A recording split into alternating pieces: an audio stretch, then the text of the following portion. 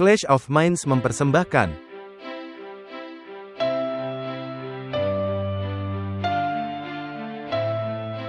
Walter Veith, Martin Smith, Martin Luther, tahun 1517. Konsili Trent, tahun 1545. Luka Parah, tahun 1798. Kebangunan Besar Rohani, tahun 1844. Ensiklikal Rerum Novarum, tahun 1891. Konsili Vatikan II, tahun 1962.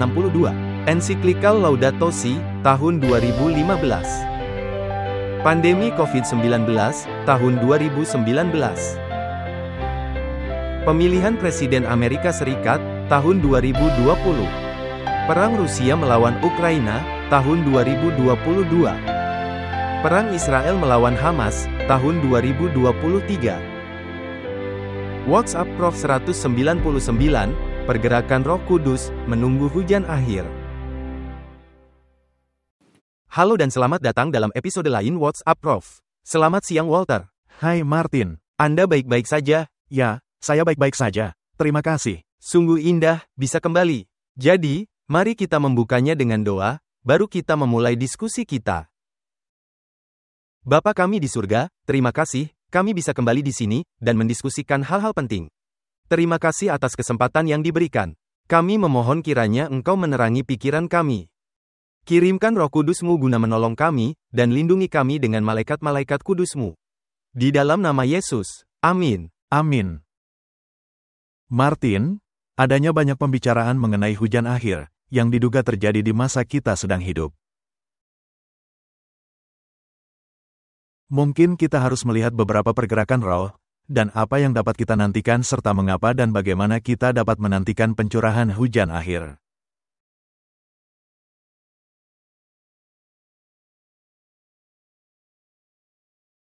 Apakah ini hal yang bisa kita minta? Bisakah Anda secara singkat menjelaskan apa itu hujan akhir? Hujan akhir adalah pencurahan roh yang terakhir. Bisa dibandingkan dengan peristiwa Pentakosta, tetapi dalam skala yang lebih luas.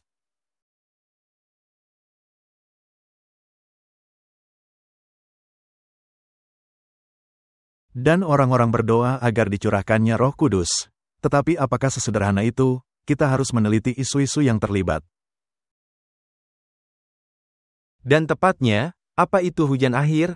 Apakah sekedar pencurahan di mana semua orang akan menerimanya? Apakah adanya perubahan hati secara tiba-tiba? Apakah memang seperti itu? Atau apakah sebelumnya ada persiapan bagi pencurahan Roh Kudus? Jadi ini merupakan sejumlah pertanyaan, dan banyak yang mempercayai jika kita bersungguh-sungguh berdoa meminta pencurahan Roh Kudus, maka itu akan terjadi. Tetapi apakah adanya persyaratan yang disertakan, dan apakah bisa terjadi, tanpa memenuhi persyaratan, itulah hal yang akan kita teliti. Kita harus menyelidikinya, karena jika memang ada persyaratan, haruslah kita mengetahuinya. Ya. Dan apa yang dilakukan roh ini, dia mengubahkan hati. Jadi, tanpa adanya perwujudan dari hati yang diubahkan, hal-hal seperti biasa apa adanya, tidak bisa diterima. Jadi, gambar latar kita di sini, adanya lambang burung merpati. Pergerakan roh, dan adanya orang-orang yang akan menerima hujan akhir, seperti yang kita bisa lihat. Jadi banyak hal yang mesti dibahas. Marilah kita mulai. Maleaki 4 ayat 4, ingatlah kepada Taurat yang telah kuperintahkan kepada Musa, hambaku, di Gunung Horeb. Untuk disampaikan kepada seluruh Israel, yakni ketetapan-ketetapan dan hukum-hukum. Sesungguhnya aku akan mengutus Nabi Elia kepadamu menjelang datangnya hari Tuhan yang besar dan dahsyat itu. Maka ia akan membuat hati bapa-bapa berbalik kepada anak-anaknya dan hati anak-anak kepada bapa-bapanya. Supaya jangan aku datang memukul bumi sehingga musnah. Jadi Martin, di sini adanya janji di pekabaran Elia. Bukan nabi yang sesungguhnya, melainkan pekabaran nabi yang disampaikan, sebelum tibanya hari Tuhan yang besar dan dahsyat. Tetapi hal yang menarik, ini didahului dengan, ingatlah kepada Taurat yang telah kuperintahkan kepada Musa, hambaku. Ya, Anda tidak bisa menceraikan hukum, dari isu yang ada di akhir zaman. Dari pekabaran. Ya, Tidak bisa. Anda tidak dapat memisahkan hukum dari isu-isu yang terlibat pada zaman permulaan. Ya. Dari Adam dan Hawa, dan semua keturunannya. Dan kita telah membahas hal ini, tentang bagaimana rencana keselamatan akan dibukakan. Jadi, masalah besarnya ialah orang-orang ingin menceraikan hukum Musa dari permasalahan yang ada. Dan dari pekabaran. Dan dari pekabaran. Nah, apa yang dilakukan Elia? Pada dasarnya, pekabaran Elia adalah bahwa dia bukan yang menjadi gara-gara bagi masalah Israel. Tetapi kamu menunjuk kepada raja, yang merupakan perlambangan kepada raja-raja dunia. Karena kamu telah meninggalkan hukum-hukum Allah, dan mengikuti Baal. Jadi itulah pekabarannya, kembali kepada kesalehan primitif dan penurutan kepada hukum-hukum Allah. Itulah pekabaran Nabi Elia. Dan yang juga merupakan bagian penting dari pekabaran Elia adalah membalikkan hati anak-anak kepada bapaknya, agar Allah tidak menghukum mereka. Jadi, adanya pekabaran perdamaian atau rekonsiliasi dalam pekabaran ini. Ya, tapi harus ada perubahan hati. Ini bukan sekedar penyatuan buatan. Harus ada perubahan hati. Dan ingat peristiwa Elia menghadapi nabi-nabi Baal. Hal yang menarik, adanya api yang turun dari langit. Ya. Dan yang membakar persembahan Elia. Sedangkan nabi-nabi Baal telah menari-nari dan menyiksa diri sepanjang hari, tetapi tidak terjadi apa-apa. Akhir pekabarannya ialah, para nabi-nabi Baal dibinasakan. Ya. Nah, kita tidak mesti menganggapnya secara literal, melainkan secara perlambangan. Pekabarannya ialah untuk menghancurkan penyembahan Baal di dalam diri kita. Harus menghancurkan penyembahan Baal. Dalam diri kita, seperti yang Anda katakan. Baal adalah penyembahan yang palsu. Dan pekabaran Elia itu bersifat terang-terangan, kalian telah meninggalkan hukum-hukum Allah. Dan Baal menaruh hukum-hukum manusia, menggantikan hukum-hukum Allah.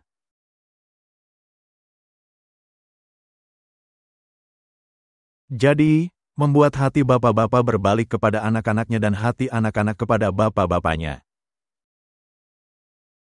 Yakobus 5 ayat 7 memberitahu kita, karena itu, saudara-saudara, bersabarlah sampai kepada kedatangan Tuhan. Sesungguhnya petani menantikan hasil yang berharga dari tanahnya, dan ia sabar sampai telah turun hujan musim gugur dan hujan musim semi.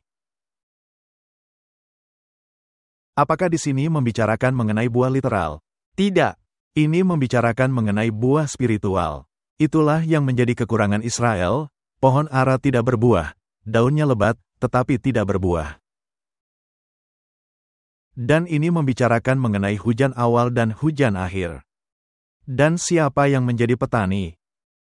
Yesus. Apa yang dia nantikan? Buah-buahnya. Dia menantikan buah yang dihasilkan. Jadi Martin, tanpa adanya buah-buah, bisakah Anda mengharapkan hujan awal dan hujan akhir? Tidak. Tidak, dia menunggu buahnya. Ini sama seperti, engkau mengetahui mereka dari buah-buahnya, bukan sekedar dari perkataannya. Jika tidak menghasilkan buah-buah, maka rumah mereka akan ditinggalkan sunyi sepi. Jadi ini merupakan pekabaran yang sangat serius, dengan keadaan yang sangat serius. Dan Martin, saya meyakini, bahwa kita sangat dekat kepada peristiwa penutupan ini. Ya, dan jika kita sudah dekat, maka sangat penting bagi kita agar segera menghasilkan buah-buah. Baik, apakah menurut Anda, petani itu bersabar sampai sekarang?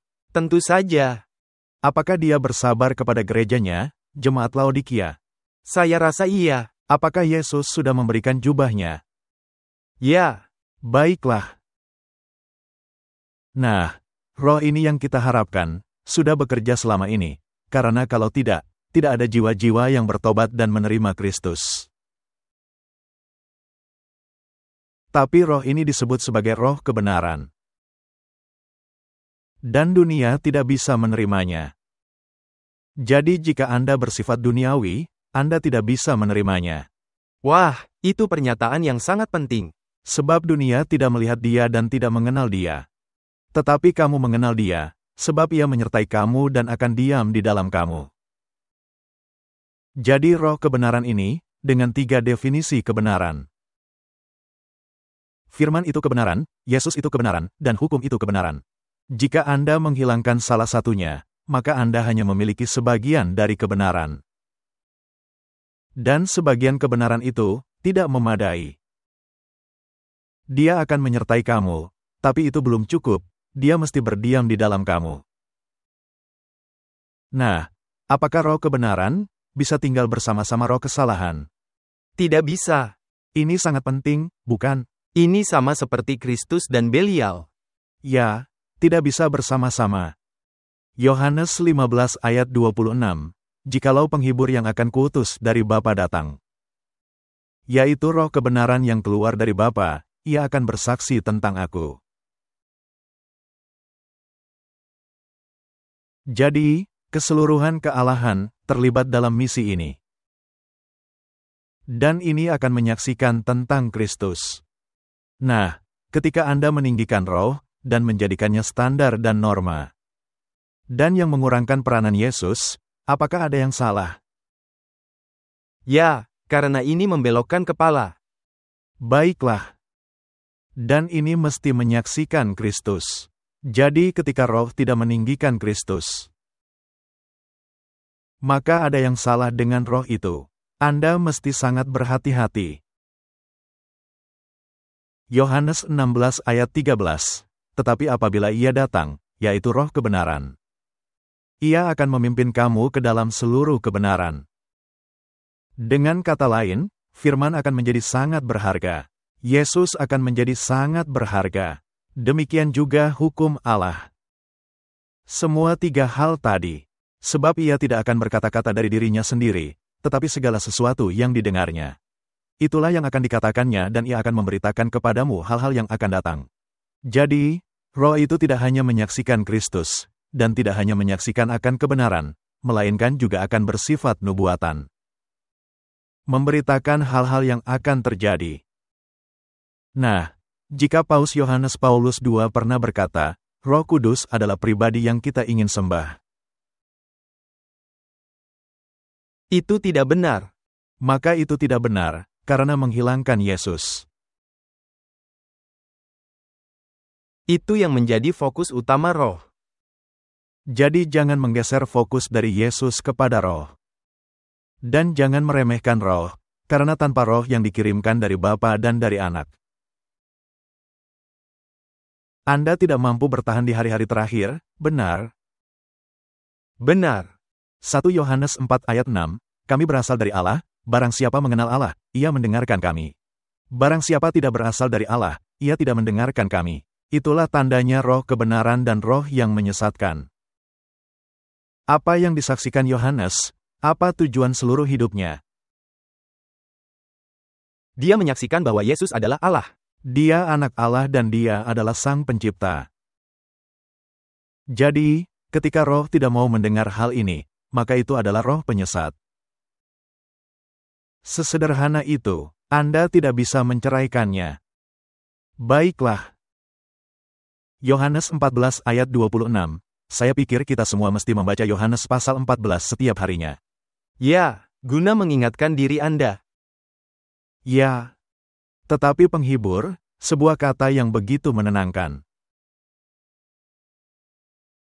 yaitu Roh Kudus, yang akan diutus oleh Bapa dalam namaku, dialah yang akan mengajarkan segala sesuatu kepadamu. Tetapi ketika penghibur itu datang, dan akan mengingatkan kamu akan semua yang telah kukatakan kepadamu.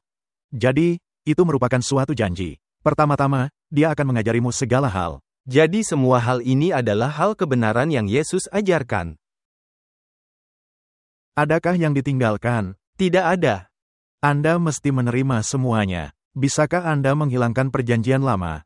Tidak bisa. Dan yang akan mengingatkan kamu akan semua hal. Jadi dengan pikiran kita yang lemah dan otak berdosa, kita memerlukan Roh Kudus, guna mengingatkan hal-hal dengan membukakannya. Dengan semua hal yang telah kukatakan kepadamu. Anda baru saja berkata, apakah Yesus berbicara di perjanjian lama? Bukankah Nabi berkata, sebelum adanya hal dalam perjanjian baru, bahwa nubuatan tidaklah berasal dari manusia, melainkan dari Allah. Ketika Roh Kudus berbicara kepada mereka. Yohanes 16 ayat 7. Namun benar yang kukatakan ini kepadamu, adalah lebih berguna bagi kamu, jika aku pergi. Sebab jikalau aku tidak pergi, penghibur itu tidak akan datang kepadamu. Tetapi jikalau aku pergi, aku akan mengutus dia kepadamu. Nah, mengapa Yesus mengatakan hal seperti itu? Mengapakah penghibur itu tidak ada, ketika Yesus masih berada di bumi? Mengapa penghibur itu datang, hanya setelah Yesus ke sorga? Apakah ini pertanyaan penting? Ini pertanyaan yang sangat penting. Dan itu merupakan suatu janji, dan yang dicurahkan dalam porsi besar dalam peristiwa Pentakosta. Nah, ketika Yesus masih di bumi, dia ada dalam pergolakan melawan kekuatan jahat. Ya, dan Yesus menang ketika berada di Taman Getsemani. Dan Yesus juga menang di kayu salib. Ya. Dan Yesus mesti pergi kepada Bapanya. Jangan menahan aku, katanya kepada Maria, karena aku belum pergi menghadap Bapakku. Aku akan pergi kepada Bapa, dan aku akan kembali.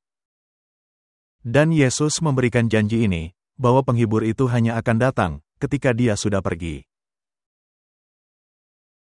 Ketika dia telah mendapat jaminan, bahwa pengorbanannya telah memadai dan diterima. Maka kemudian dia memiliki hak untuk mengirimkan rohnya dengan berlimpah. Sungguh luar biasa. Jadi, itu merupakan konfirmasi dari penobatan Kristus. Bahwa pekerjaannya telah terlaksana dan perkataannya, sudah selesai, dapat diterima oleh Allah Bapa. Benar. Dan kalau ia datang, apa tugasnya? Ia akan menginsafkan dunia akan dosa, kebenaran dan penghakiman. Nah, ketika memikirkan mengenai pergerakan Pentakosta, menempelak dunia akan dosa-dosa. Dosa adalah pelanggaran hukum. Tetapi mayoritas dari pergerakan Pentakosta mengatakan, hukum telah ditiadakan. Jadi mereka menghilangkan sepertiga dari definisi kebenaran.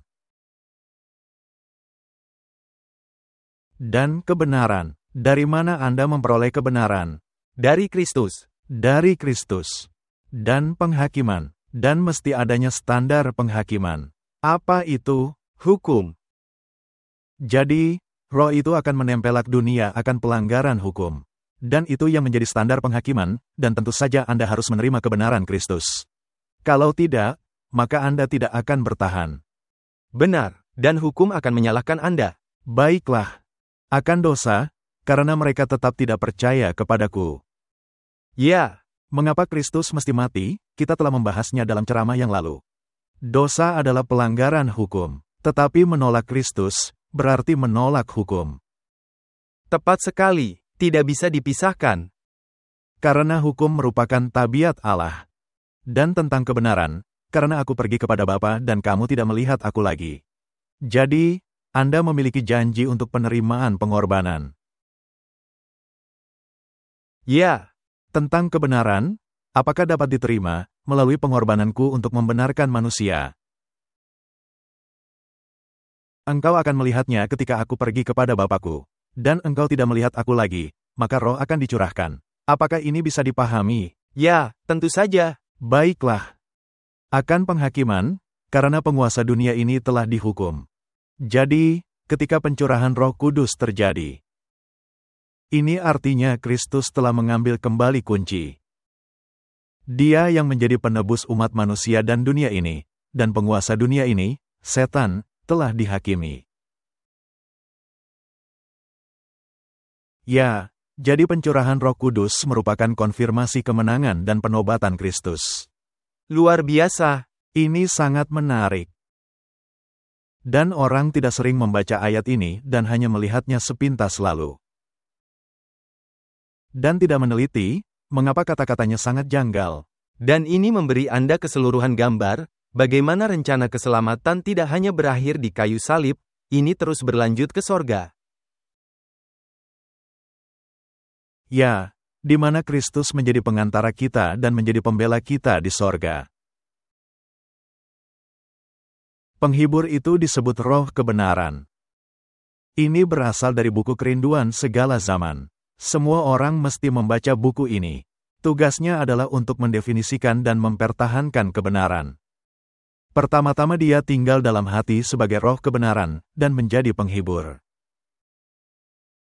Jadi, ketika kita hidup di dunia seperti sekarang ini, adalah penting kita memiliki penghibur itu, bukan? Anda menjadi gila di dunia ini. Tapi hal lain yang saya lihat di sini adalah, jika Anda memiliki roh kebenaran, maka dia menjadi penghibur. Tetapi jika Anda tidak memiliki roh kebenaran, jika Anda menyangka memiliki roh, tetapi tidak menuruti definisi kebenaran seperti hukum dan lain-lain, Anda tidak bisa dihiburkan. Anda tidak bisa dihiburkan. Ada penghiburan dan kedamaian dalam kebenaran. Tetapi tidak ada penghiburan dan kedamaian sejati ditemukan dalam kepalsuan. Melalui teori palsu dan tradisi, setan menguasai pikiran. Dengan mengarahkan manusia kepada standar palsu, dia menyelewengkan tabiat. Melalui kitab suci, Roh Kudus berbicara kepada pikiran dan memberikan kebenaran ke dalam hati. Ini sangat penting. Hanyalah melalui firman, yang menjadi definisi kebenaran, Allah berbicara kepada Anda. Allah tidak berkata melalui perasaan Anda. Itu sangat penting. Anda keluar dari pergerakan karismatik. Itu suatu peristiwa emosional. Tepat sekali. Anda meyakini belum menerima roh, hingga terjadinya peristiwa emosional. Dengan demikian, dia membeberkan kesalahan dan membuangnya dari jiwa. Melalui roh kebenaran, yang bekerja melalui firman Allah, Kristus menaklukkan umat pilihannya kepada dirinya sendiri. Jadi ketika Anda menyangkali firman dan meninggikan pengalaman, maka Anda ada dalam tanah yang sangat berbahaya. Dalam menjelaskan cara kerja Roh Kudus kepada para murid-murid, Yesus berupaya mengilhami mereka dengan sukacita dan pengharapan yang mengilhami hatinya sendiri. Dia bersukacita karena melimpahnya pertolongan yang dia telah sediakan bagi gerejanya.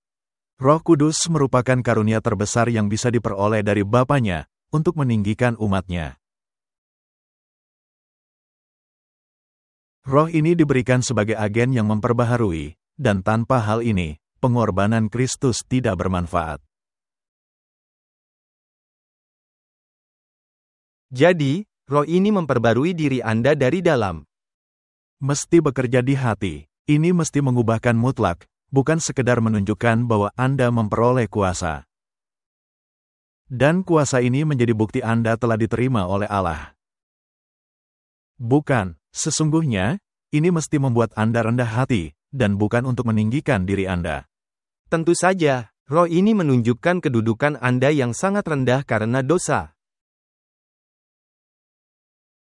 Kuasa kejahatan telah semakin kuat selama berabad-abad, dan penyerahan manusia kepada penawanan setan, sungguh luar biasa. Dosa hanya bisa dilawan dan diatasi melalui agen dahsyat dari pribadi ketiga kealahan. Yang akan datang bukan dengan energi biasa, melainkan dengan kuasa ilahi yang penuh. Saya pikir akan ada orang yang kesal dengan pernyataan itu, tetapi dikatakan seperti itu. Itulah yang tertulis, dan jika kita membandingkannya dengan Yohanes, tidak akan ada argumentasi. Tidak akan ada argumentasi, itu sama. Rohlah yang membuat efektif, hal yang sudah dikerjakan oleh penebus dunia. Hanya oleh roh, hati kita dimurnikan. Jadi Martin, apa tugas roh? Mengubahkan Anda. Bukan untuk menunjukkan kepada orang lain, Anda secara tiba-tiba menjadi manusia super. Dan untuk menjauhkan Anda dari sifat keduniawian. Ya, melalui roh, umat-umat percaya mengenakan sifat ilahi. Kristus telah memberikan rohnya, sebagai kuasa ilahi, guna mengatasi semua sifat keturunan. Dan tendensi yang dipelihara untuk melakukan kejahatan. Dan untuk menegaskan tabiat Kristus kepada gerejanya. Jadi pekerjaan Roh Kudus adalah mengubahkan tabiat. Itu tugasnya. Dan jika tidak melakukan hal ini, itu bukan roh yang sejati. Dan saya bisa menganjurkan agar orang-orang bisa menonton serial Anda tentang Total Transformation. Baiklah. Jadi murid-murid yang pertama, pergi keluar dan memberitakan firman. Mereka menyatakan Kristus dalam kehidupan mereka. Dan Tuhan bekerja bersama mereka, menegaskan firman yang disertai tanda-tanda. Mengutip Markus 16 ayat 20. Para murid-murid ini menyiapkan diri mereka untuk pekerjaan mereka. Sebelum hari raya Pentakosta, mereka berkumpul dan menghilangkan semua perbedaan-perbedaan dan bersatu hati. Semua perbedaan. Jadi, apa persyaratan untuk pencurahan roh? Mereka harus bersatu hati dan pikiran. Mereka harus saling sepakat. Martin, dapatkah Anda mendoakan pencurahan roh tanpa memenuhi persyaratan ini? Tidak bisa. Apakah ini sedang dilakukan di dunia? Ya, di mana-mana orang-orang berdoa, tetapi tidak memenuhi persyaratannya. Baiklah, jadi mereka memiliki pemikiran mereka sendiri, begitu juga yang lainnya, dan mereka mendapat segala macam label. Tetapi mereka tidak menghilangkan semua perbedaan. Ya. Mereka mempercayai janji Kristus untuk berkat yang akan diberikan, dan mereka berdoa dengan iman. Mereka tidak hanya meminta berkat hanya bagi mereka saja, mereka dibebani dengan beban keselamatan jiwa-jiwa. Ini hal yang sangat penting. Apakah pencurahan ini merupakan penunjukan yang mementingkan diri bahwa Anda diterima, ataukah bahwa Anda ingin menggapai jiwa-jiwa?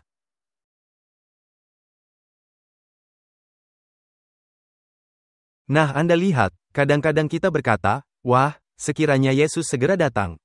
Tetapi sesungguhnya itu adalah pernyataan yang mementingkan diri.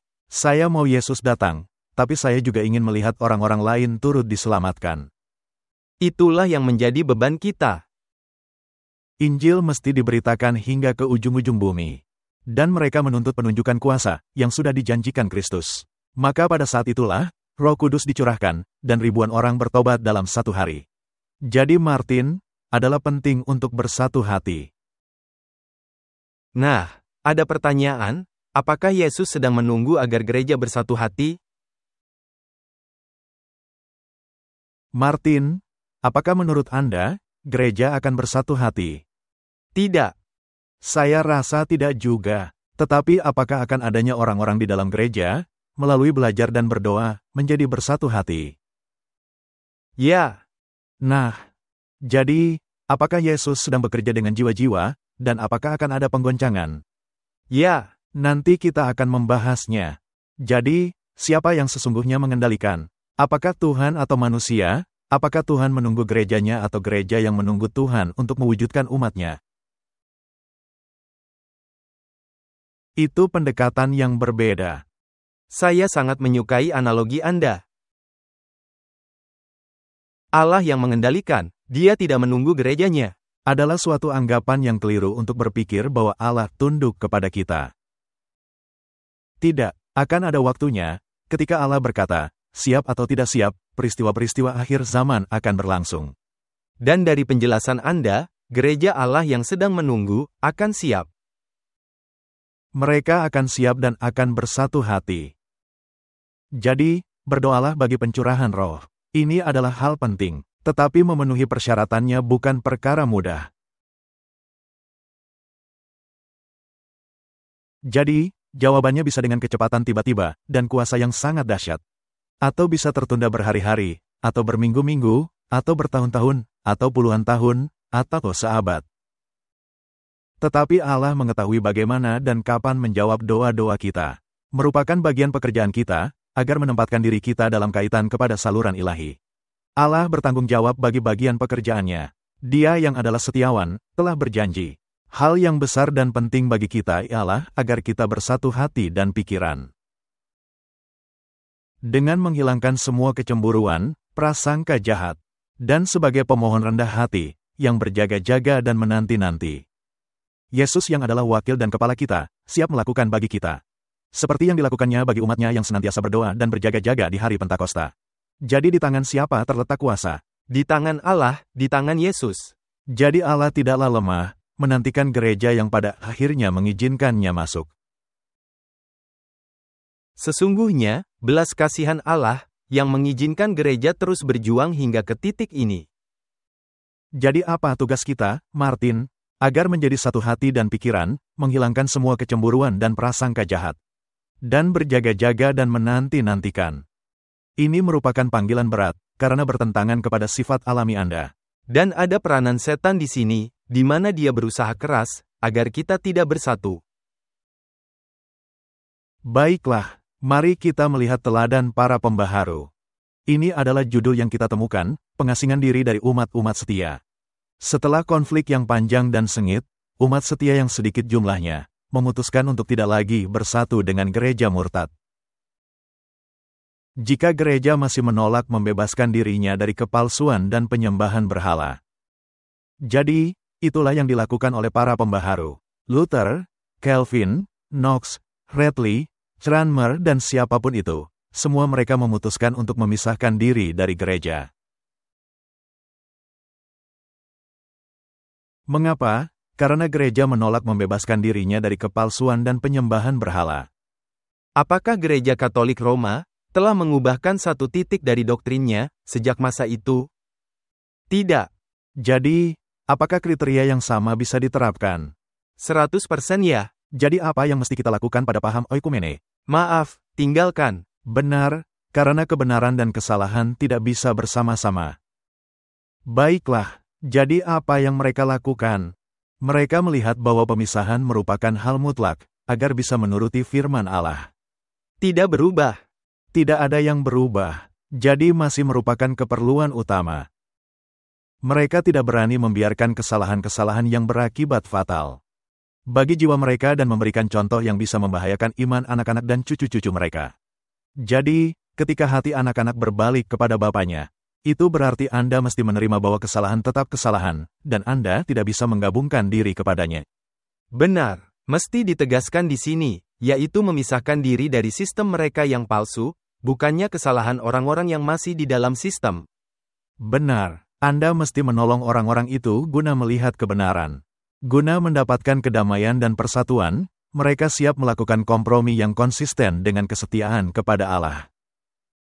Tetapi mereka merasakan bahkan kedamaian akan sangat mahal dibeli dengan mengorbankan prinsip-prinsip.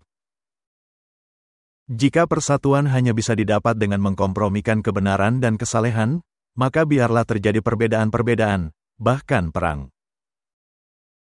Itu sangat jelas. Dan bisa diterima akal. Apa ada perbedaan? Ya. Ada peperangan? Ada. Baiklah. Alangkah baiknya bagi gereja dan dunia jika prinsip-prinsip yang menggerakkan jiwa-jiwa yang berjuang itu dihidupkan kembali di dalam hati umat yang mengaku sebagai umat Allah.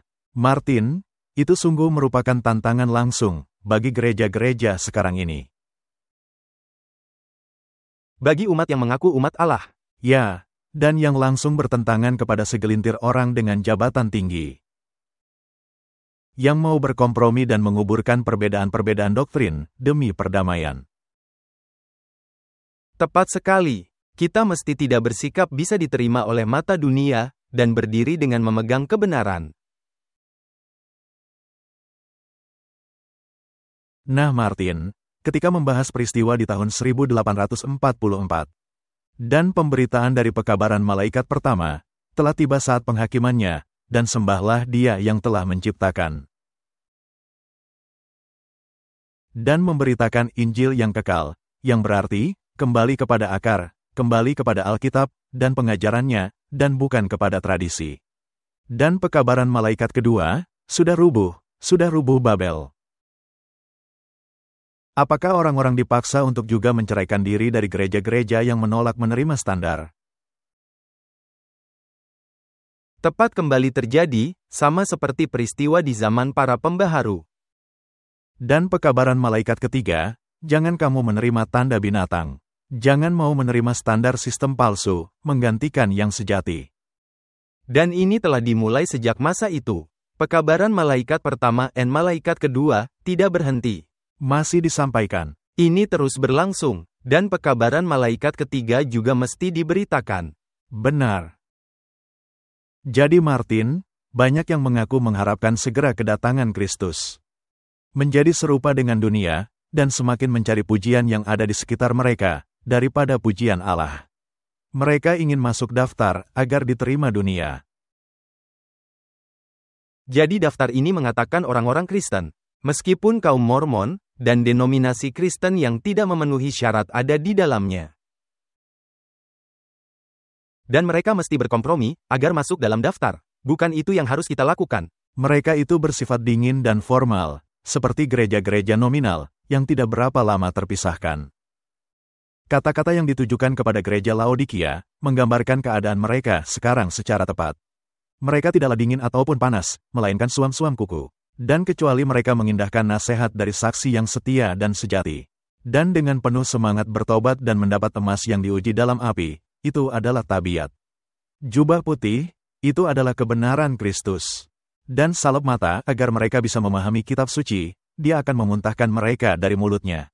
Itu jelas. Ini bersifat alkitabiah. Dan yang menjadi persyaratan. Jadi kita tidak bisa mengharapkan hujan akhir dan pencurahannya, hingga persyaratan itu dipenuhi. Ini berasal dari buku The Story of Redemption. Rasul Paulus menyatakan, semua yang hidup saleh dalam Yesus Kristus, akan mengalami penganiayaan, dan akan disebut teroris. Ini merupakan janji. Tetapi mengapa penganiayaan sebagian besar tidak terjadi? Alasan satu-satunya ialah bahwa gereja-gereja telah mengikuti standar dunia, dan karenanya tidak menimbulkan pertentangan. Bagaimana menurut Anda? Saya rasa ini jelas dan berterus terang. Agama yang ada di zaman kita sekarang ini, bukanlah yang bersifat murni dan kudus, yang menandai iman Kristen di zaman Kristus dan para rasulnya. Karena adanya roh kompromi dengan dosa, karena kebenaran besar firman Allah, telah sangat diabaikan. Karena tidak adanya kesalehan utama dalam gereja, sehingga paham kekristenan sekarang ini sangat populer dengan dunia.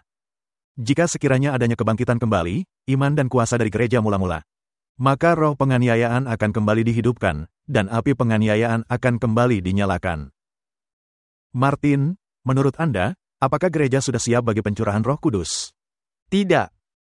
Harus ada pengguncangan, benar? Mesti adanya pengguncangan, dan banyaknya introspeksi kepada hati kita. Dan ini berlaku untuk kita semua masing-masing. Tidak ada yang terlewatkan.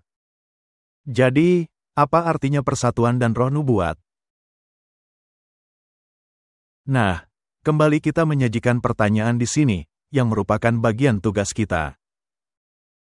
Tidak ada yang lain. Adanya orang-orang yang tidak rela hati menerima terang, dan yang lebih suka berjalan sesuai pilihan mereka. Akan meneliti kesaksian guna menemukan sesuatu yang mendorong roh tidak percaya dan tidak menurut. Maka roh perpecahan akan masuk. Kita seharusnya bersatu, benar? Ya. Jadi, apa yang akan membawa perpecahan? Ketika Anda mulai mengabaikan kesaksian. Ya, dan memberi bentuk baru dengan berkata, wah, seharusnya dia tidak diberi otoritas. Atau mungkin, itu berlaku hanya di zamannya. Maka roh perpecahan akan dibawa masuk, karena roh yang memimpin mereka untuk mengecam kesaksian. Akan juga memimpin mereka mengamat-amati saudara-saudara seiman mereka guna mencari-cari kesalahan. Setan senantiasa mendesakkan hal palsu, guna menjauhkan dari kebenaran. Penipuan terakhir setan adalah membuat tidak bermanfaat kesaksian roh Allah. Itu tidak berarti menghilangkan, melainkan membuatnya tidak berdampak. Tidak berdampak, itu tidak lagi penting, itu hanya untuk zamannya. Tidak memiliki otoritas yang sama. Di mana tidak ada penglihatan, orang-orang binasa. Setan akan bekerja secara lihai, melalui berbagai cara dan berbagai agennya. Untuk menggoyahkan keyakinan umat Allah yang sisa, kepada kesaksian yang sejati. Martin, apakah roh nubuat merupakan bagian dari persatuan yang mesti dicapai? Benar sekali. Anda yakin? Sangat yakin. Saya pernah mengkhotbahkan topik ini, di mana saya berkata, jika Anda menginginkan persatuan dalam gereja, maka Anda mesti bersatu dalam roh nubuat. Berjalan dengan baik? Tidak. Tidak berjalan baik, kan? Baiklah. Akan timbul rasa benci kepada kesaksian, yang bersifat setan. Pekerjaan setan ialah untuk menggoyahkan iman gereja kepada kesaksian. Karena alasan di mana setan tidak bisa membawakan penipuannya dan mengikat jiwa-jiwa dalam penyesatan. Ketika peringatan dan tempelakan dan nasihat dari Roh Allah ditinggikan. Saya ingin bertanya, apakah ada orang-orang dalam gereja yang mempelajari roh nubuat dan ingin menyelaraskan kehidupan mereka kepada hal yang dianjurkan? Ya, tentu saja. Apakah ada juga orang-orang yang menentangnya? Ya. Apakah Anda melihat di setiap potluck adanya peperangan? Ya. Selalu terjadi. Nah, apakah peperangan itu ditujukan secara pribadi kepada Anda atau kepada prinsip-prinsip? Itulah masalahnya. Orang-orang mesti menyadari, ini bukan menentang orang, melainkan pekabarannya. Ini menentang pekabarannya. Dan pikirkan saja, adanya persatuan dalam beberapa perkara di dalam roh nubuat, tetapi tidak secara keseluruhan. Tetapi yang sebetulnya mesti menyeluruh, sama seperti Alkitab. Nah, apakah Anda bisa berkata, saya mau menerima hal ini, tetapi tidak hal itu? Nah, ketika Paus berkata, kita mesti melenyapkan doktrin, kalau tidak, kita tidak pernah bisa bersatu. Marilah kita memusatkan perhatian hanya kepada hal yang kita sepakati, dan bukan kepada hal yang kita tidak sepakati. Atau ada yang berkata, Allah akan mensortir semua perbedaan kita, ketika kita tiba di sorga. Maaf, perbedaan mesti disortir sekarang ini. Persatuan, seperti yang baru kita baca. Martin, apakah Anda setuju bahwa Roh Kudus itu berperan dalam mengubahkan tabiat kita? Sangat setuju. Jadi, ketika Mazmur 51 ayat 9 berkata, bersihkanlah aku daripada dosaku dengan hisop, maka aku menjadi tahir. Basuhlah aku, maka aku menjadi lebih putih dari salju. Biarlah aku mendengar kegirangan dan sukacita, biarlah tulang yang kau remukan bersorak-sorak kembali. Sembunyikanlah wajahmu terhadap dosaku, hapuskanlah segala kesalahanku. Jadikanlah hatiku tahir, ya Allah, dan perbaharuilah batinku dengan roh yang teguh. Apakah ini terdengar seperti pekerjaan Roh Kudus? Ya. Janganlah membuang aku dari hadapanmu, dan janganlah mengambil rohmu yang kudus daripadaku.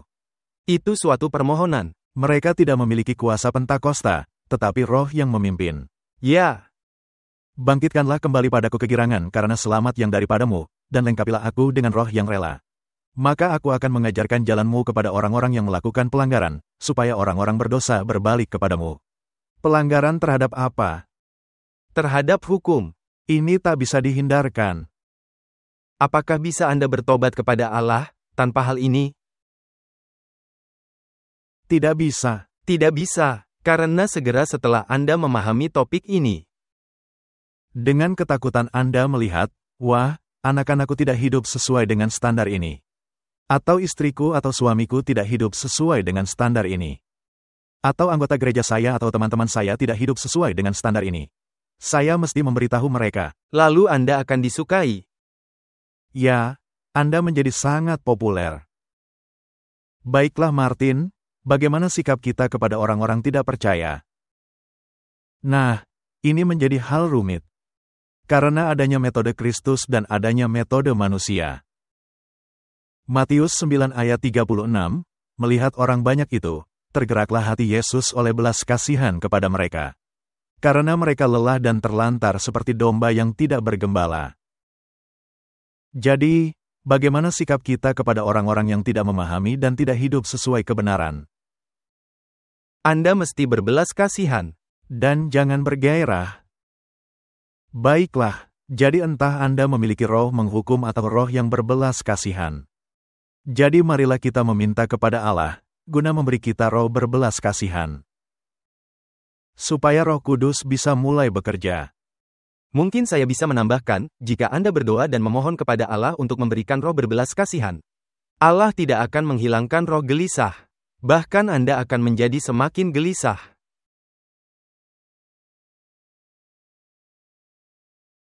Begitulah cara Anda diajar. Markus 2 ayat 17, kita senantiasa bertanya, mengapa harus saya, Tuhan? Ini adalah pertanyaan salah. Seharusnya, kenapa bukan saya? Yesus mendengarnya dan berkata kepada mereka, bukan orang sehat yang memerlukan tabib, tetapi orang sakit. Aku datang bukan untuk memanggil orang benar, melainkan orang berdosa. Baiklah, apakah kita menjadi seperti orang-orang Farisi dan menyalahkan semua orang yang tidak menurut? Ataukah kita tergerak dengan belas kasihan dan menghimbau mereka yang tidak menurut, agar bertobat? Itu tugas kita. Itu adalah hal yang mesti dilakukan. Tetapi penting juga untuk menyadari bahwa Dia datang untuk memanggil, bukan orang benar, tetapi orang berdosa. Dan Dia tidak berhenti sampai di situ, agar manusia bertobat. Jika Anda menghilangkan pertobatan, maka itu hanya menjadi setengah Injil. Matius 9 ayat 13. Jadi pergilah dan pelajarilah arti firman ini, yang kukehendaki ialah belas kasihan dan bukan persembahan. Jadi, saya tidak menghendaki ritual. Saya tidak menghendaki agama berdasarkan perbuatan. Saya ingin melihat belas kasihan, karena adanya persembahan sebagai lambang belas kasihan.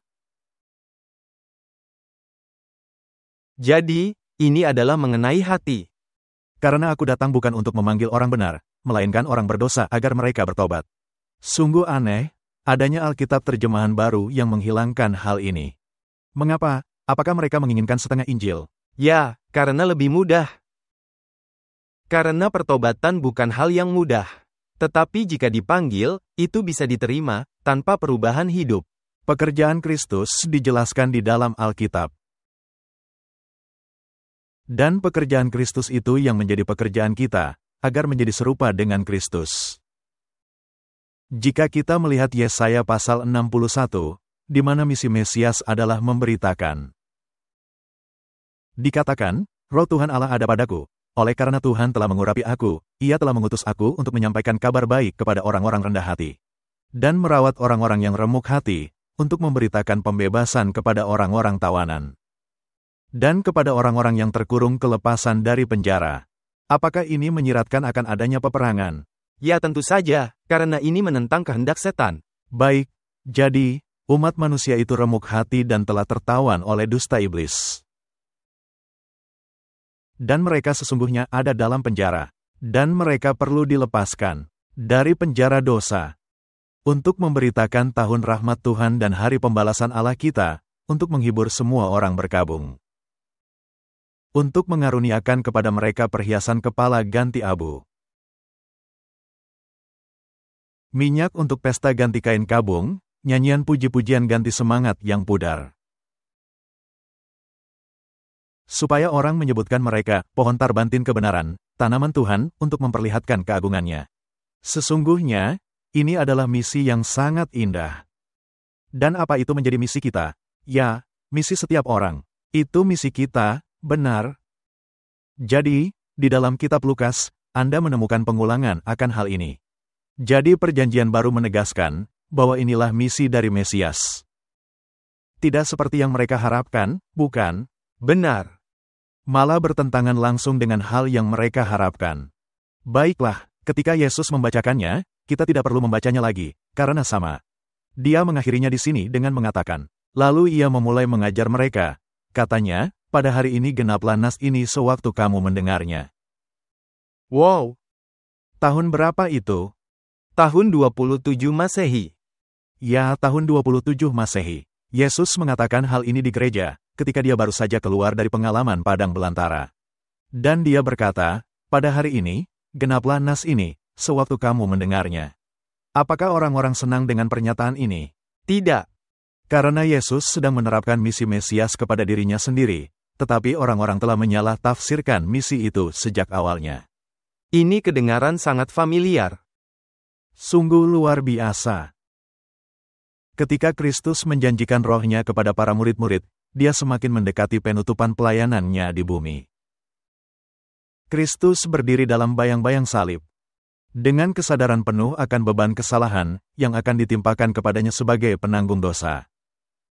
Sebelum menyajikan dirinya sebagai korban persembahan korban, dia memberi instruksi para murid-muridnya mengenai karunia utama dan lengkap yang akan diberikan kepada para pengikutnya.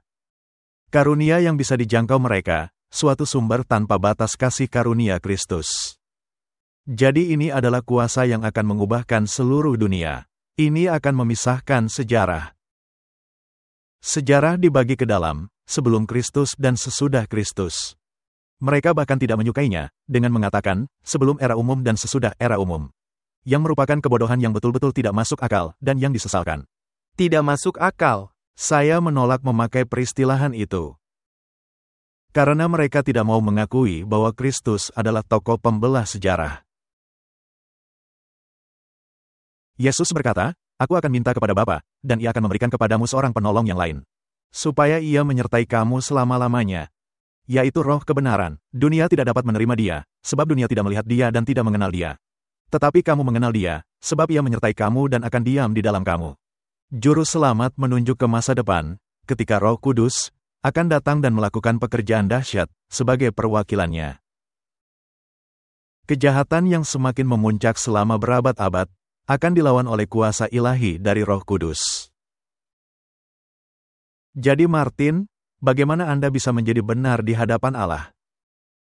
Anda mesti mengizinkan Roh mengubahkan Anda. Apakah ada kuasa dalam diri Anda yang bisa melakukannya? Tidak ada, dan itu bagian yang indah. Dia, Roh Kudus yang akan memimpin Anda kepada Kristus dan kebenarannya. Martin, ketika Anda merenungkan hal-hal ini, dan juga pergerakan Pentakosta, apakah ini yang terjadi di sana, atau ada hal lainnya yang terjadi? Adanya hal yang sama sekali berbeda. Jika Anda menyimak pelayanan Benny Hinn, dia selalu mengatakan, kuasa, agama. Kuasa, kuasa, menginjak ular, memberi Anda kuasa, dan bukannya merendahkan diri Anda. Jadi Roh Kudus mewakili kerajaan-kerajaan dunia, di bawah lambang binatang-binatang buas yang ganas. Sedangkan Kristus adalah anak domba Allah, yang mengangkut dosa isi dunia. Yohanes 1 ayat 29. Dalam rencana pemerintahannya, tidak ada penggunaan kekerasan untuk memaksa hati nurani. Oh wow, kita tidak akan mendirikan kerajaan dengan pemaksaan. Orang-orang Yahudi mengharapkan kerajaan Allah untuk didirikan dengan cara yang sama, seperti kerajaan-kerajaan dunia.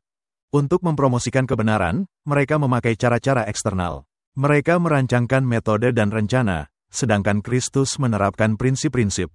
Dengan menerapkan kebenaran dan kesalehan, Dia menentang kesalahan-kesalahan dan dosa-dosa. Itulah pentingnya, mengapa gereja dan negara tidak boleh bersatu.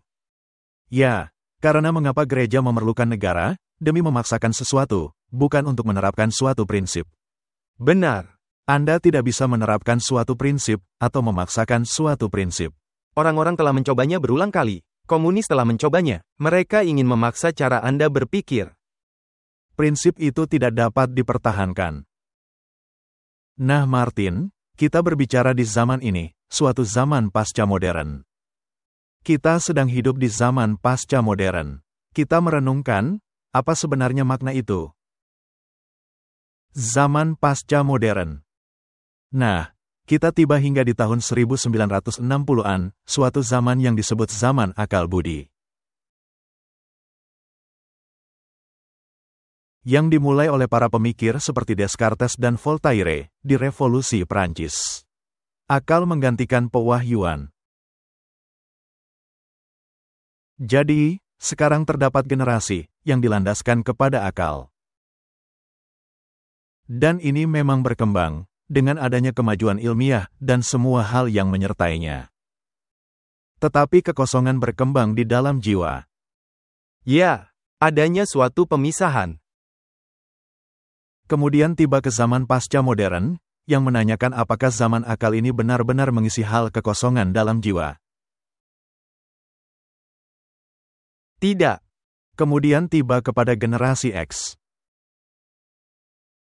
Generasi X, Anda bertanya-tanya, wah dari mana semua peristilahan ini berasal, dan apa artinya? Generasi X berasal dari tahun 1960-an, dari sekitar tahun 1962 hingga ke tahun 1980-an.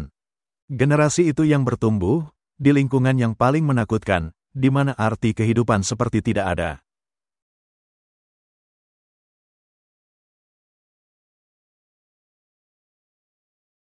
Dan dunia obat-obatan sangat merajalela. Jadi generasi ini yang ditemukan dalam zaman akal, tidak bisa berdiri sendiri. Kebanyakan mereka bertumbuh dan tinggal bersama orang tuanya, karena tidak mampu membeli rumah. Mereka tidak mendapat pekerjaan, terlantar, seperti generasi yang dibuang. Dan ketika Anda melihat statistik mereka, Anda mendapatkan angka rata-rata perceraian tertinggi dari semua generasi dalam sejarah umat manusia. Mereka merupakan generasi yang terinjak-injak. Dan kita tinggal bersama-sama mereka, karena mereka telah menjadi orang-orang dewasa di zaman kita. Dan sesungguhnya, generasi itu melahirkan pemikiran mengapa orang-orang tidak mau berkeluarga. Baiklah, dan generasi ini merindukan sesuatu yang lebih baik dari generasi sebelumnya, yang menjanjikan kemakmuran besar. Yang tidak pernah menjadi kenyataan, karena membeli rumah saja tidak mampu. Mereka senantiasa berganti-ganti pasangan.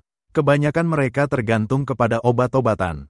Mereka mencari makna, dan sekarang paham kekristenan ditemukan kembali, agar memberi mereka makna.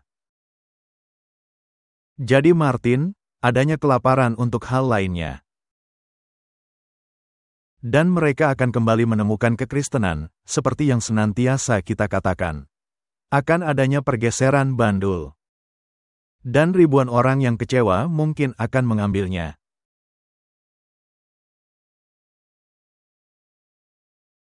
Dan jika mereka tidak memenuhi persyaratannya, mereka akan mengalami kebinasaan.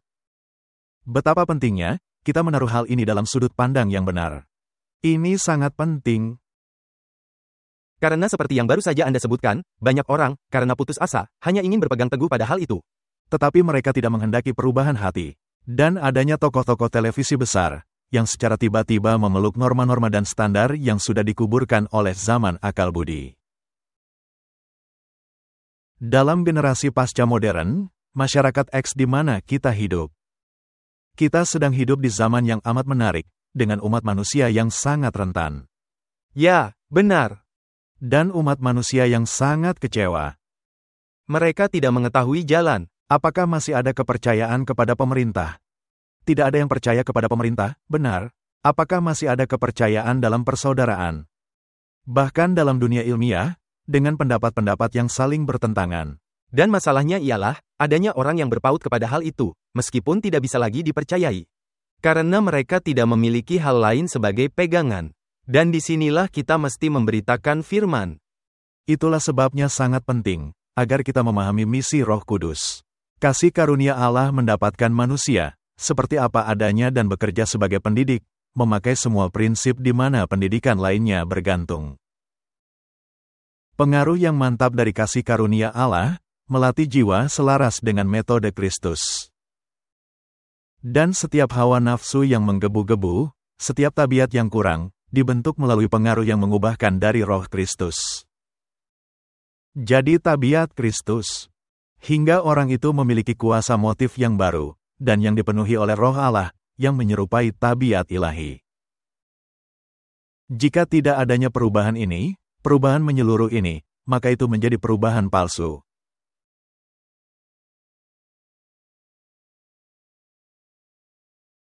Kristus datang untuk membawakan keselamatan dalam jangkauan semua manusia. Di atas kayu salib Golgota, Dia membayar harga penebusan sangat mahal bagi dunia yang hilang. Penyangkalan diri Kristus, pengorbanan diri sendiri, pekerjaannya yang tidak mementingkan diri. Kerendahan hatinya, dan di atas segalanya, persembahan dari kehidupannya. Menyaksikan kepada kedalaman kasih-Nya bagi manusia berdosa. Guna mencari dan menyelamatkan yang hilang, Kristus datang ke bumi. Misinya untuk setiap orang berdosa. Orang berdosa dari berbagai tingkatan, dari setiap bangsa dan bahasa. Kristus membayar harga dosa semua orang, guna menebus mereka dan kembali mempersatukan kepada diri-Nya. Yang paling berdosa, yang paling bersalah, tidaklah terlewatkan. Pekerjaan Kristus, khususnya ditujukan kepada orang-orang yang paling memerlukan keselamatan yang Dia bawakan. Semakin besar keperluan akan reformasi kehidupan, semakin besar ketertarikan Kristus. Semakin besar simpatinya, tindakan yang lemah lembut, jawaban yang lunak, kata-kata yang menyenangkan.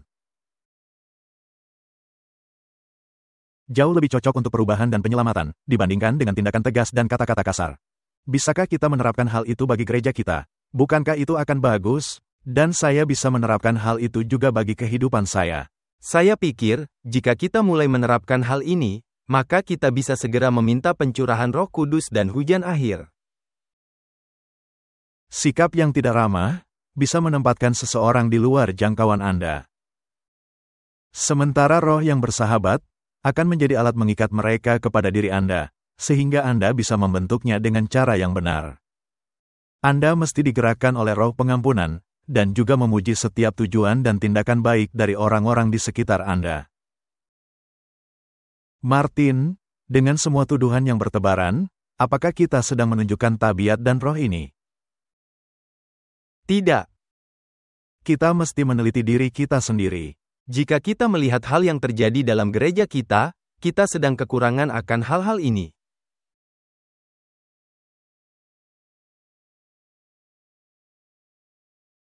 Allah telah melakukan bagiannya dalam menyelamatkan manusia, dan sekarang Dia meminta kerjasama dari gereja.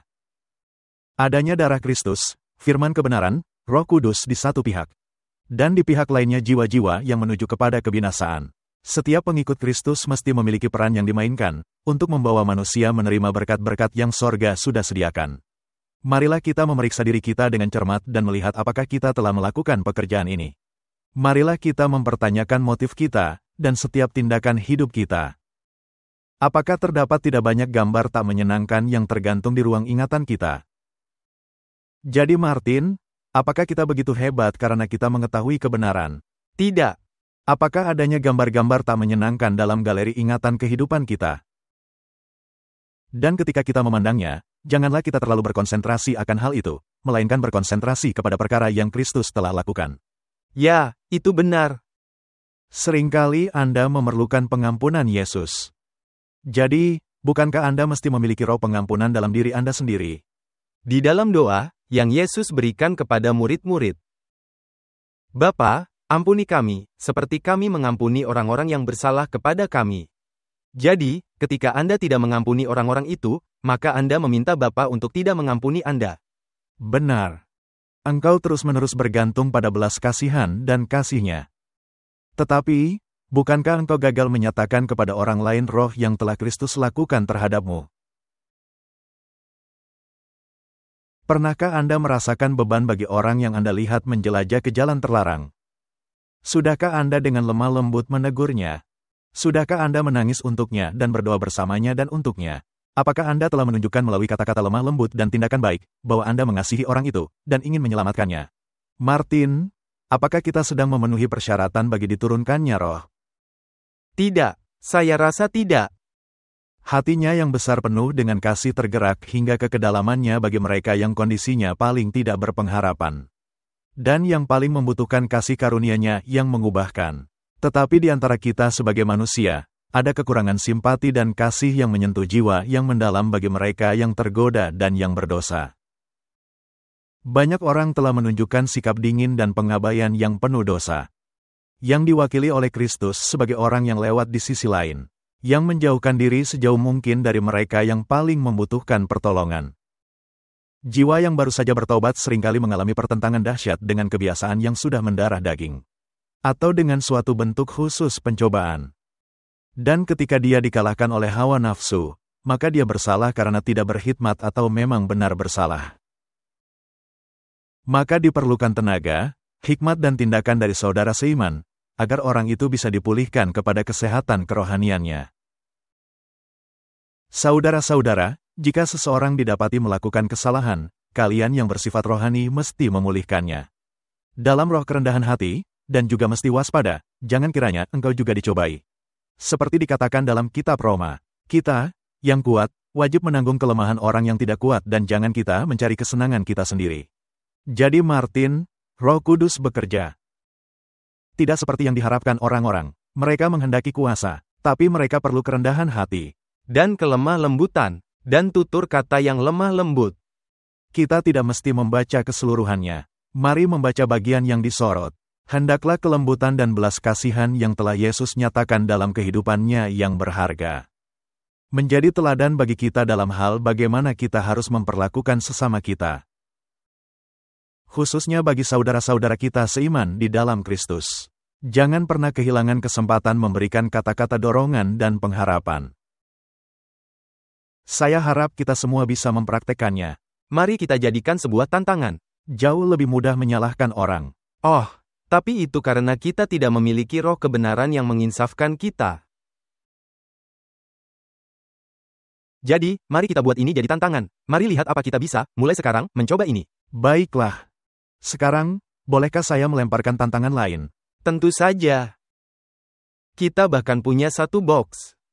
Ini mungkin bisa membuat kesal orang-orang tertentu. Apakah gaya hidup kita memainkan peran? Tentu saja. Ini adalah salah satu bagian di mana yang satu dianggap baik-baik saja, tapi yang satu ini merupakan salah satu bagian yang orang-orang abaikan. Jadi, Allah akan memberikan kemampuan dan kebijaksanaan kepada umatnya untuk menyiapkan makanan yang sehat tanpa hal-hal ini. Dengan kata lain, hal-hal ini adalah hal-hal yang seharusnya tidak perlu ada di meja makan Anda. Kiranya umat kita membuang semua resep yang tidak menyehatkan. Kiranya mereka belajar bagaimana hidup dengan sehat, mengajari orang-orang lain hal yang sudah mereka pelajari. Kiranya mereka menerapkan pengetahuan ini sebagai instruktur Alkitab. Itu tugas yang cukup berat. Biar saya tegaskan, orang-orang mesti mengingat hal yang sudah kita katakan, mengenai kelemah lembutan dan kerendahan hati. Jangan menyerang, bersikaplah lemah lembut dan mendengar. Baiklah, kiranya mereka mengajari orang-orang untuk mempertahankan kesehatan dan meningkatkan kekuatan dengan menghindari jumlah besar masakan yang memenuhi dunia dengan orang-orang cacat yang kronis. Dengan aturan dan teladan, buatlah sederhana. Nah, dengarkan ini, Martin, bahwa makanan yang Allah berikan kepada Adam sebelum dia berdosa merupakan yang terbaik untuk dimakan manusia ketika ia berusaha untuk mendapatkan kembali keadaan tidak berdosa itu. Jadi, siapa yang bekerja di dalam diri Anda guna mengupayakan kembali keadaan yang lebih baik? Roh Kudus yang bekerja di dalam diri Anda, tetapi adanya persyaratan, tadi kita sudah baca, ini merupakan bagian dari itu. Baiklah, jadi Martin, makanan dan jalan sempit untuk mendapatkan tabiat Kristus, itu saling berkaitan, bukan?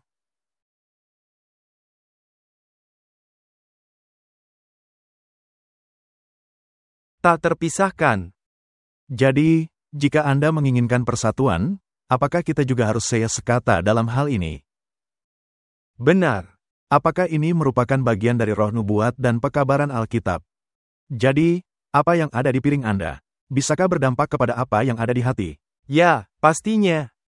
Baiklah Martin, jadi kita mesti menempelak kejahatan di dunia, tetapi tidak boleh menghakimi jiwa. Adanya perbedaan jelas di antara dua hal tersebut.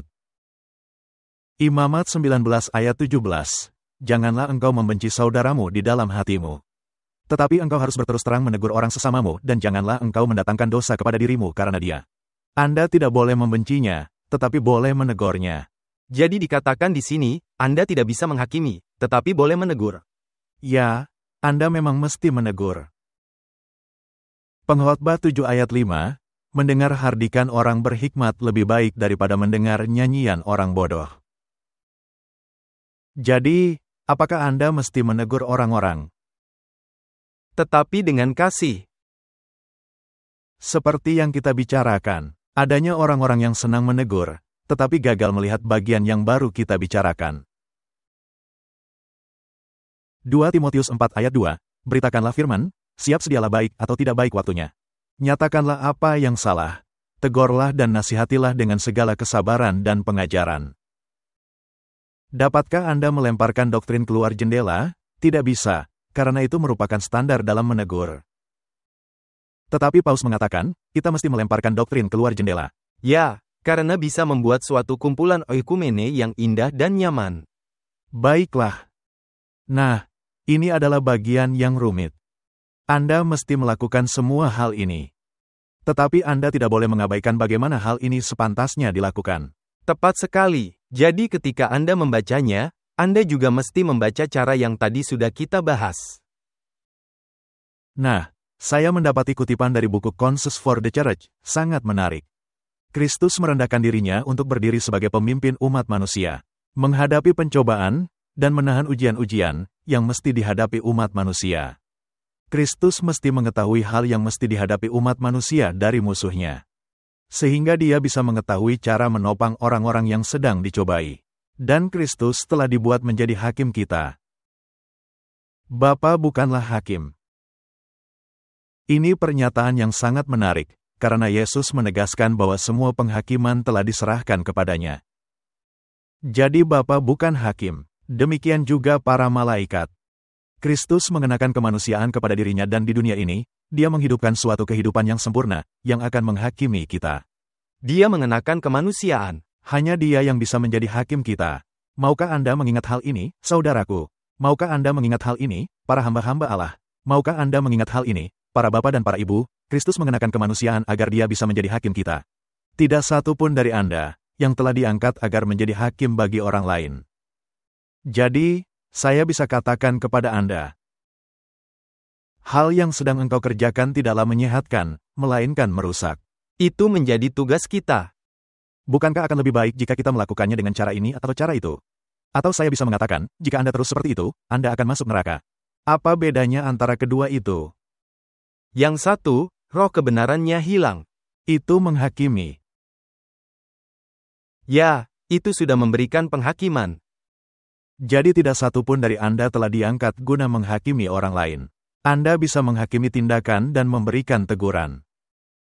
Tetapi Anda tidak bisa menghakimi hasilnya. Itu bukan pekerjaan Anda. Jika Anda ingin menghakimi tindakan, maka bagian teguran harus disesuaikan dengan keadaan. Baiklah. Itulah hal yang bisa Anda lakukan, yaitu mendisiplin diri Anda. Dalam nama Kristus, saya menghimbau untuk mematuhi nasihat yang Kristus berikan, jangan pernah engkau duduk di kursi penghakiman. Dari hari ke hari, pekabaran ini telah bergaung di telinga saya.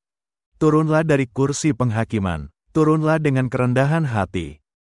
Baiklah Martin, ini adalah hal yang semestinya kita lakukan. Untuk inilah Roh Kudus seharusnya menuntun kita. Nah, saya ingin mengatakan bahwa juga ada sisi sebaliknya. Jika ada yang datang kepada Anda dengan teguran yang penuh kasih, maka Anda juga harus membiarkan roh kebenaran bekerja di dalam diri Anda, dan menerimanya dengan hati yang baik dan tidak mengamuk dalam pemberontakan. Ya, meskipun mereka bersikap berontak, Anda tak diizinkan menghakimi, karena yang satu lagi harus tetap lemah lembut. Jangan menyinggung perasaannya. Baiklah, sekarang kita sudah melihat hal yang harus dilakukan Roh Kudus. Jadi Martin, sebelum Roh Kudus bisa dicurahkan dengan jumlah sangat besar, setan akan membuat roh tandingan, benar. Dan kita merasa yakin, semua kriteria yang sudah kita bahas, tidak akan bisa dipenuhi oleh roh palsu itu. Jadi akan terjadi roh palsu sebelum penutupan. Meskipun terjadi kemerosotan iman dan kesalehan secara meluas, masih ada pengikut Kristus yang sejati di dalam gereja-gereja.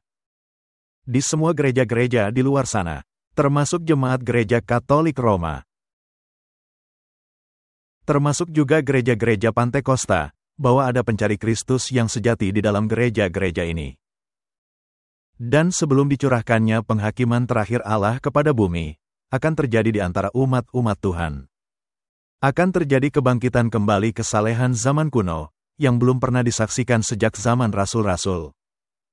Roh dan kuasa Allah akan dicurahkan kepada umat-umat Allah, dan pada masa itu, akan banyak orang yang memisahkan dirinya dari gereja-gereja. Di mana cinta akan dunia, telah menggantikan cinta kepada Allah dan firman-Nya. Baik hamba-hamba Tuhan maupun orang-orang, akan dengan senang hati menerima kebenaran besar, yang dibuat Allah pada masa ini. Guna menyiapkan suatu umat untuk menyambut kedatangan Tuhan kedua kali. Musuh jiwa akan mencoba menghalang-halangi pekerjaan ini. Dan sebelum tiba waktunya untuk pergerakan semacam itu, musuh jiwa akan berupaya menghalanginya dengan memperkenalkan suatu tiruan. Di dalam gereja-gereja yang bisa disesatkan, setan akan berupaya menampilkan adanya berkat khusus Allah yang dicurahkan. Akan dinyatakan sebagai ketertarikan besar kepada hal-hal keagamaan. Kelompok orang banyak akan menyatakan bahwa Allah sedang bekerja secara ajaib buat mereka. Padahal pekerjaan itu dibuat oleh roh yang lain. Di bawah topeng keagamaan, setan berupaya meluaskan pengaruhnya di dunia Kristen. Nah, salah satu hal yang dicapai oleh pergerakan Pentakosta di dunia adalah persatuan gereja-gereja. Benar. Mereka menjadi peran utama dalam paham oikumene.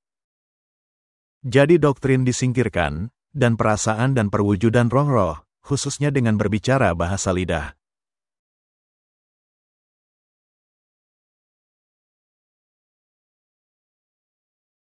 Akan menunjukkan bahwa Allah ada di pihak mereka. Dengan tanda-tanda dan mujizat-mujizat. Tetapi doktrin disingkirkan. Dan hal yang Allah telah pisahkan dalam reformasi sekarang sedang kembali dipersatukan. Ini tentunya menyatakan adanya hal yang salah dengan roh. Indera dari makhluk berakal dibuat menjadi sangat bingung, sehingga tidak bisa dipercaya dalam membuat keputusan yang benar. Suara hingar-bingar mengagetkan indera, menyelewengkan hal yang jika dilakukan dengan benar, bisa menjadi berkat. Kuasa dari agen setan dicampur dengan suara hingar-bingar untuk mengadakan karnaval, dan ini disebut sebagai Roh Kudus yang sedang bekerja. Kita telah melihat itu dalam video mengenai musik yang diselenggarakan. Hal-hal yang terjadi di masa lalu akan terjadi lagi di masa depan. Setan akan membuat musik menjadi jerat dengan cara penyelenggaraannya. Janganlah kiranya kita mengikuti praktek-praktek janggal yang menjauhkan pikiran kita dari hal-hal Roh Kudus. Pekerjaan Allah telah senantiasa ditandai dengan ketenangan dan keagungan. Ketenangan dan keagungan. Jadi itu merupakan hal yang mesti terjadi dalam hati. Tidak bisa digantikan oleh perwujudan apapun dan suara hingar-bingar. Akan terjadi peristiwa berbicara bahasa lidah yang palsu. Kegairahan palsu, paham fanatik, berbicara bahasa lidah yang palsu. Nah, kita pernah membahas semua topik ini. Tidak perlu dibahas lagi secara mendetail. Di dalam kitab Korintus, di mana Paulus membahas mengenai bahasa lidah yang palsu. Dan Paulus juga membahas karunia-karunia itu dalam surat-surat lain seperti Efesus, misalnya. Dia bahkan tidak menyebutkan bahasa lidah. Dan karunia yang Paulus sebutkan paling akhir, ditinggikan ke posisi pertama. Itulah hal yang sedang dikerjakan gereja sekarang ini. Benar, dan jika Anda tidak menerimanya, maka merupakan lambang bahwa Roh Kudus tidak bekerja dalam diri Anda. Jadi jika Anda memiliki perwujudan, maka Anda memiliki roh. Tetapi roh yang sama muncul dalam paham Hindu, dalam paham Saman, muncul dalam agama kuno, dalam penyembahan dalam saga Roma.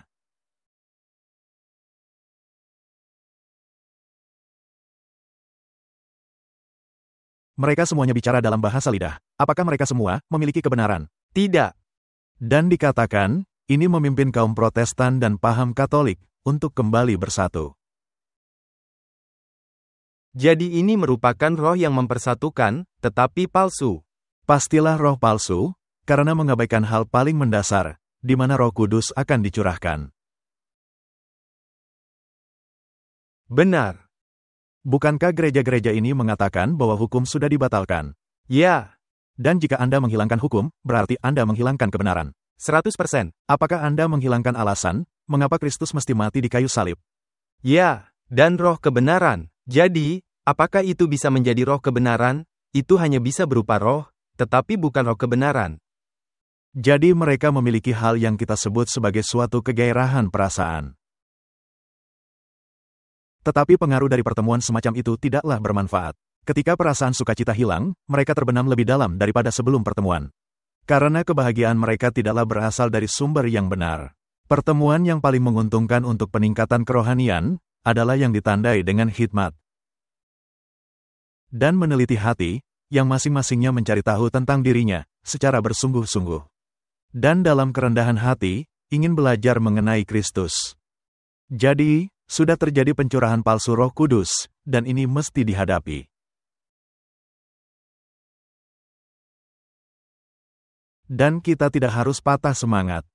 Tuhan akan mendorong semangat setiap pekerja, dengan pekabaran yang sama, seperti yang dilakukan kepada Rasul Paulus, di kota Korintus yang jahat. Jangan takut, teruslah memberitakan firman dan jangan diam, sebab aku menyertai engkau, dan tidak ada seorang pun yang akan menjamah dan menganiaya engkau, sebab banyak umatku di kota ini. Allah memiliki banyak jiwa-jiwa yang tulus hati di dalam banyak gereja-gereja ini. Dan kita janganlah patah semangat. Kita juga jangan bersikap menyalahkan.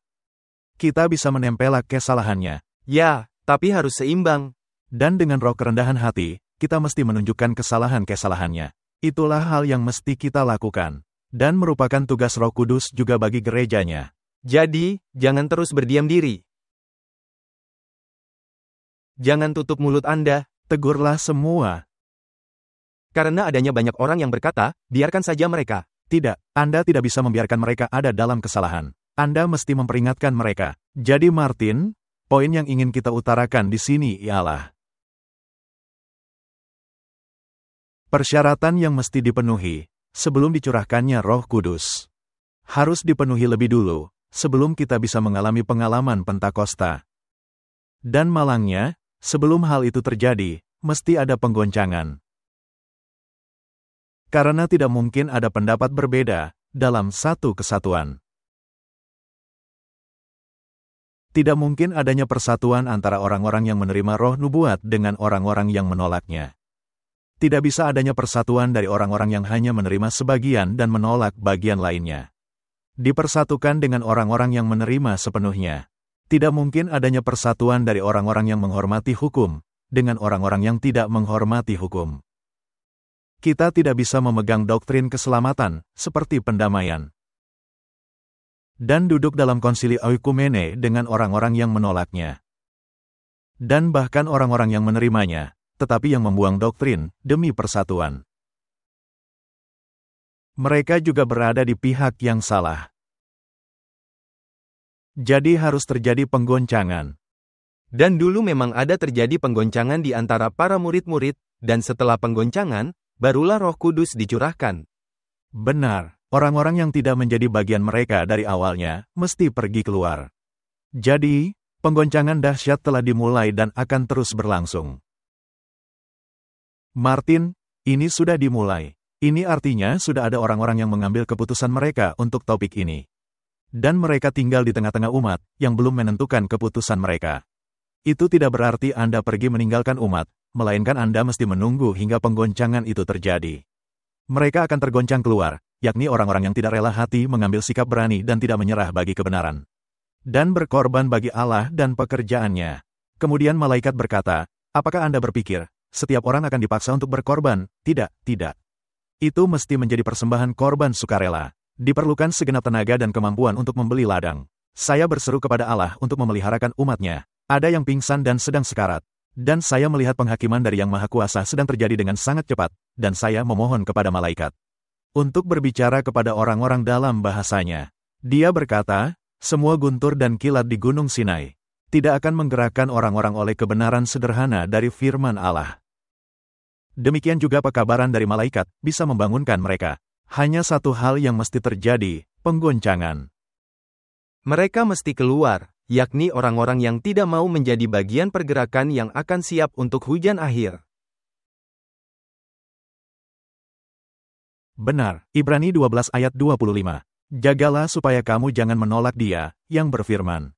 Sebab jikalau mereka yang menolak Dia yang menyampaikan firman Allah di bumi tidak luput, apalagi kita, jika kita berpaling dari Dia yang berbicara dari sorga.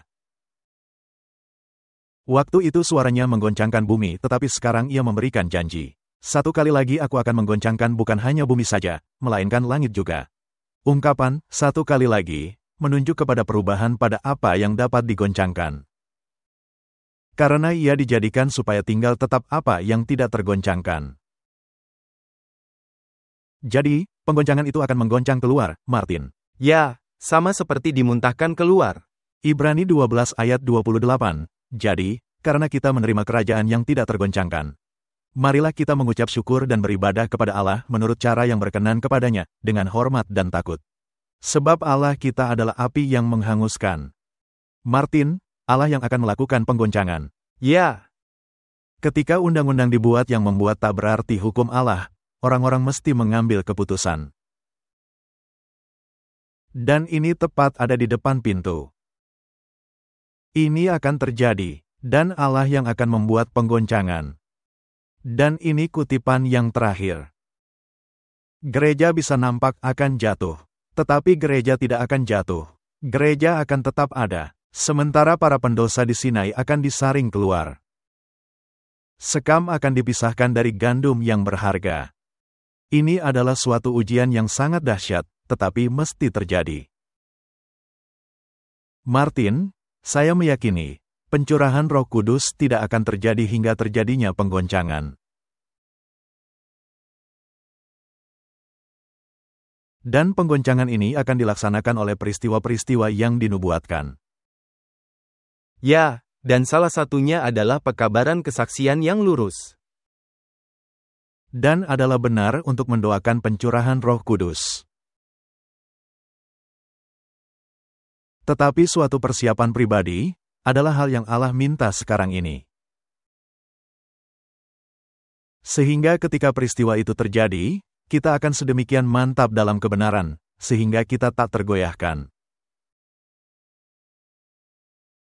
Mari kita berdoa. Bapa kami di surga. Dunia sedang mengharapkan dicurahkannya Roh Kudus. Kami telah melihat banyaknya perwujudan di dunia, tetapi itu tidak didasarkan kepada kebenaran dan kesalehan. Malah sebaliknya, mereka menyangkali hukum Allah. Mereka melakukan persatuan dalam doktrin palsu. Jadi ya Tuhan, kami sedang menantikan pencurahan Roh kebenaran. Roh yang akan memimpin kepada pengudusan yang lebih besar kepada firman, kepada Kristus, dan kepada hukumnya. Dan persiapkanlah hati kami sehingga kami dapat menjadi serupa dengan Kristus. Agar kami dapat menjadi bagian dari seruan nyaring itu. Inilah yang menjadi doa kami. Di dalam nama Yesus. Amin. Diproduksi oleh Clash of Minds. Menampilkan pembicara, Walter Faith dan Martin Smith. Ucapan terima kasih yang tulus untuk dorongan semangat, doa-doa, dan sumbangan finansial melimpah. Untuk detail kontak.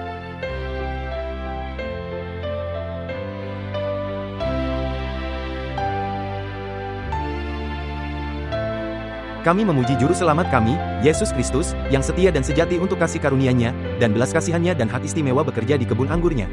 Guna menjangkau jiwa-jiwa untuk kerajaan-Nya yang segera tiba.